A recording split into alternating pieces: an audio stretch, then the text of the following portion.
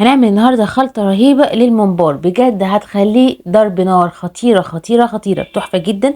ممكن تعملي كمان البوبس، هقولك ازاي تعملي بوبس الممبار، بجد تحفة تحفة تحفة. شايفين الجمال؟ ما ينفعش عزومة ولا طبق محاشي ولا اي حاجة رئيسية ولا عيد ولا مناسبة حلو من غير طبق الممبار ده. يلا بينا نشوف هنعمل تتبيلة ازاي. اول حاجة هنزل عندي معلقة سمنة كبيرة حلوة كده على كمية الممبار برضو اللي انا هعمله، وانزل البصل بتاعي ورشة فلفل اسمر، واحمر البصلة حلوة قوي قوي. ده سر من اساسي ان المحشي بتاعك او الممبار بتاعك يطلع حلو، البصل تحمر حلو. حطي الصلصه بتاعتك، بعد كده حطي ملح وفلفل وكمون، وحطي شطه لو عايزاه سبايسي شويه. بس كده. في ناس بيحبوا يعملوا بالثوم براحتهم، اللي بيحب نكهه الثوم، بس انا بحب بالبصل فقط. تتسبك بقى الصلصه كويس جدا. حضري بقى خضره المحشي بتاعتك وقطعيها صغيره خالص، تقطعيها قطع صغنونه خالص، ونزلي الرز بتاعك وقلبيهم كويس جدا مع بعض. بعد كده الممبار بتاعنا بياخد يعني بياخد تنظيف عميق عميق عميق، بنزلاه انا قبل كده، وهبقى احط لكم اللينك بتاعه تحت، طريقه التنظيف بتاعه. ودي اسهل طريقه بالنسبه لي، ولا محقن بقى ولا اجيبه وعبي. اسهل طريقه، بفتح الممبار كده واروح جايه بايدي على طول مدخلاه بالصبع كده. ما بياخدش وقت خالص خالص خالص بجد، وبتعملي كميه كتيره في وقت صغير، ما بياخدش معاكي اي وقت في التحضير. بجد حاجه خطيره خطيره خطيره. بس هتخلصي الكميه كلها بالطريقه ديت، مش هياخد منك وقت خالص. اهم حاجه ما ننساش ان احنا ندوق الملح بتاعنا عشان ميبقاش عادب مننا او حاجه فنبوظ مننا الطعم بتاعنا. وتوزعي الرز بتاعك كده في الممبار، توزعيه كله، ومهم ان انت تضغطي عليه وما تبقيش كاتماه قوي بالرز كده، عشان ما يبقاش منك كور كبيره كده لان الممبار بتاع الخروف غير ممبار اللي هو البقري او الجاموسي، بيكون كبير شويه، فميبقاش منك مجعلص وكور كبيره كده. يعني تخلي الرز بتاعك مش كبير قوي.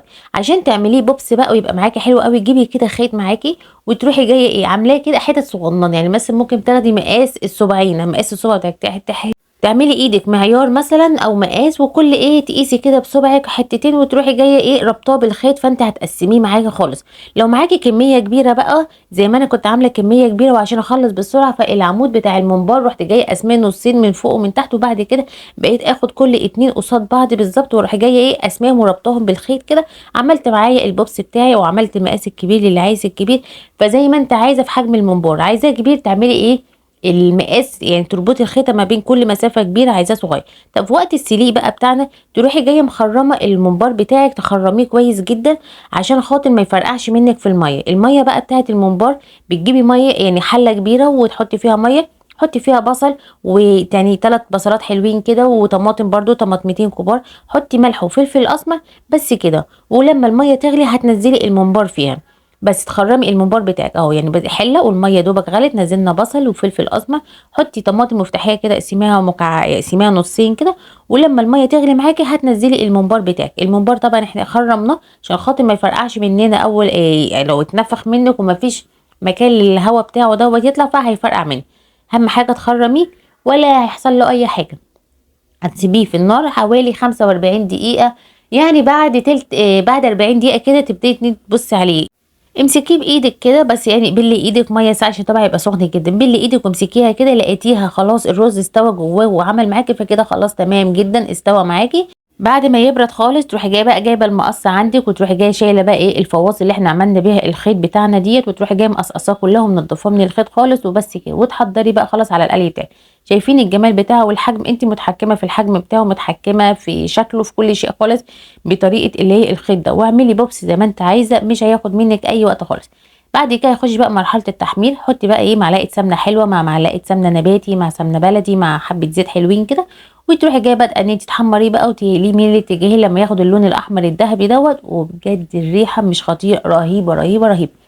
ما ينفعش طبعا عزومه حلوه، ولا ينفع عيد الكبير، يعني العيد الاضحى ان شاء الله تعالى، كل سنه وانتم طيبين على الابواب، ولا يعني عزومه حلوه مناسبه جميله من غير طبق الممبار ده. خطير خطير، حلو قوي كمان لما تقدميه مع الكمونيه مع شويه محاشي حلوين. طريقه سهله وبسيطه، ما بياخدش وقت في التحضير. لو عجبكم الفيديو والطريقه، ما تنسوش تدعمونا بالاشتراك في القناه واللايك والشير. شايفين الجمال؟ حاجه كده خطيره، رهيبه رهيبه رهيبه. اشوفكم ان شاء الله في فيديو جديد ووصفه جديده من قناه لمة العيله، والسلام عليكم ورحمه الله وبركاته. اسيبكم بقى مع الجمال ده، حاجه كده فاخر من الاخر.